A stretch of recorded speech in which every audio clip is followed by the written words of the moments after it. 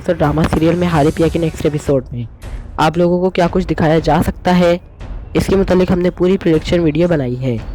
अब आप लोगों से गुजारिश है कि इस वीडियो को आखिर तक ज़रूर देखिएगा और जानें कि आने वाले एपिसोड में क्या होने वाला है।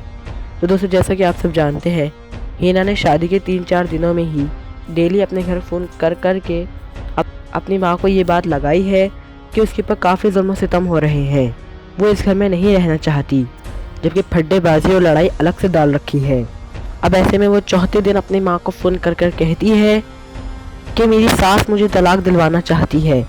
अब ऐसे में उसकी माँ के पैरों तले ज़मीन निकल जाती है कि मेरी बेटी भी क्या जुल्म सितम के पहाड़ तोड़े जा रहे हैं उस घर में। अब ऐसे में वो बेटे को लेकर साथ आएंगी। ऐसे में हीना भी काफ़ी कंफ्यूज होगी। वो अपनी माँ को जानती है कि वो ऐसा नहीं कर सकती। ऐसे में वो भी अपनी माँ के लिए वहाँ पर ज़रूर आएगी। हीना रो रो कर अपने ऊपर सास के जुल्मों की दास्तान अपनी माँ और भाई को सुनाती है। अब सऊद का सबर भी जवाब दे चुका है। वो भी इसकी एक बदतमीज़ी और लड़ाई झगड़ों की शिकायत इसके भाई को लगाता है और कहता है कि जब तक ये मेरी माँ से तमीज़ से बात नहीं करेगी, इसके साथ ऐसे ही होता रहेगा और मैंने कुछ गलत नहीं कहा।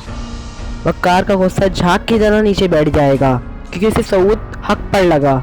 अब जैसे ही हिना का भाई इसे समझाने की कोशिश करेगा तो वो ऊपर से उस पर टॉन्ट शुरू कर देगी।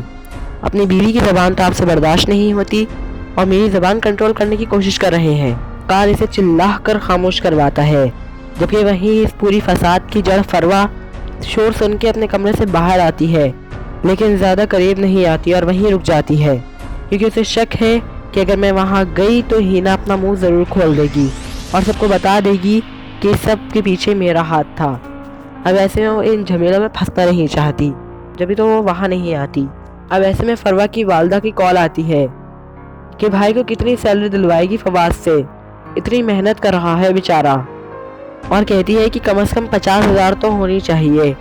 अब ऐसे में फरवा की हिम्मत जवाब दे देगी और वो साफ तौर पर अपनी वालदा से कहेगी, अम्मी 50,000 किस हैसियत से दिलवाऊँ मैं इसको? ये सलमान आखिर करता ही क्या है काम? ऐसे में इसकी वालदा कहती है, कैसी बहन है तू, अपने भाई का साथ देने के बजाय अपने शौहर की वकालत कर रही है।